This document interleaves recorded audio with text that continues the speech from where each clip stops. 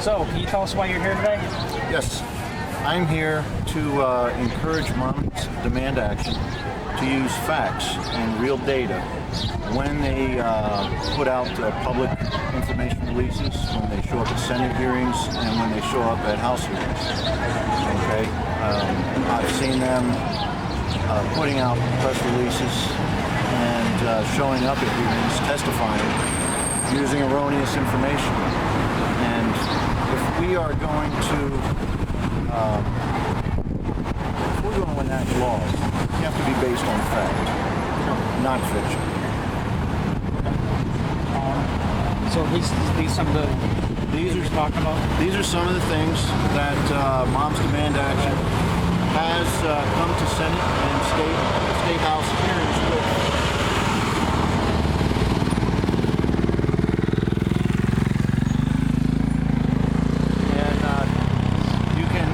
Check the statistics on the various websites. For instance, here's my favorite one. MomsDemandAction claims that lax gun laws mean more violence and stricter gun laws mean less violence. And yet Massachusetts has twice the crime rate, twice the violent crime rate New Hampshire does. Vermont, with nearly no restrictions on gun ownership except federal restrictions, has almost half. Yeah. Okay. And you can see that trend in other states as well. FBI.gov. Yeah. Okay. And take a look. And this is really the foundation of the message. Do your own research. Yeah. Use reputable sources such as the state and federal attorney generals, the FBI, and be your own judge of the facts. You've got a good brain, use it. Take a look at what's really going on around you. So what do you think about the term reasonable gun laws? What do you think a reasonable gun law? What do you think that means? Well, I think a reasonable gun law can be seen, plural gun laws, can be seen right now on the federal books. Okay, violent criminals, I really don't think that they should have firearms. Someone who has been violent felons. I mean, let's face it. A person could be a felon, and I use this example because I met a fellow who was in a bit of a legal conundrum. His ex-wife in a different state took him to court, but he was not notified of the court date. He was convicted of not paying enough child support in his absence. Okay. Now, the court case was to raise the amount, which he would have paid had he known about it, but he didn't know about it. So then the amount got over a certain amount, and he was convicted of a felony. So here's a fellow who's not violent, gladly supports children, but he wound up in a legal conundrum. Basically because he missed a court date. Yes. He can't own a firearm. Right. He can't own.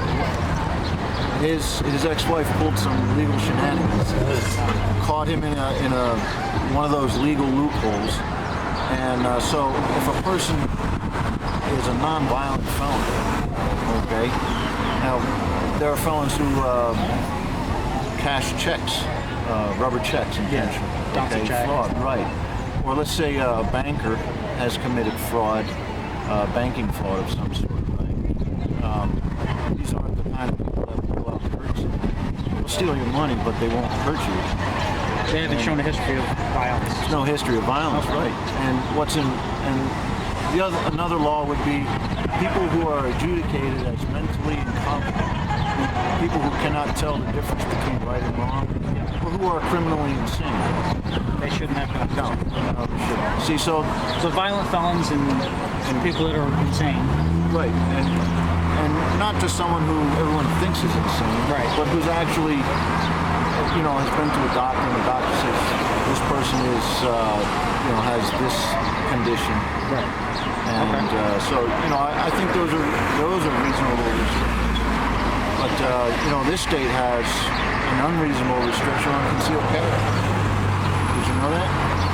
It is where the police chief gets to determine if you are suitable. A suitable person. A suitable person, okay? So you not only have to be eligible according to federal law, but you have to be in the police chief's opinion.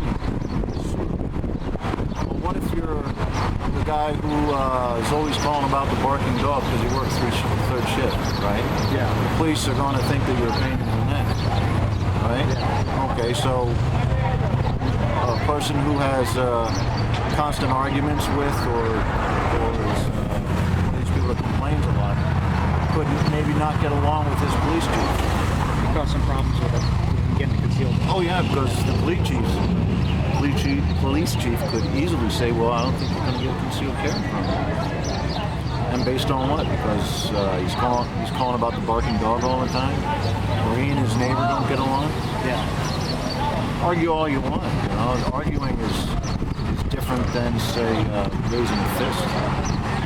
All right, so I want to get some of the opposing views. So one last question. Do you think there should be any restrictions on firearms as far as like assault weapons or anything like that? Well, I want to call attention to the term assault weapon. Well, let's call it a semi-automatic rifle.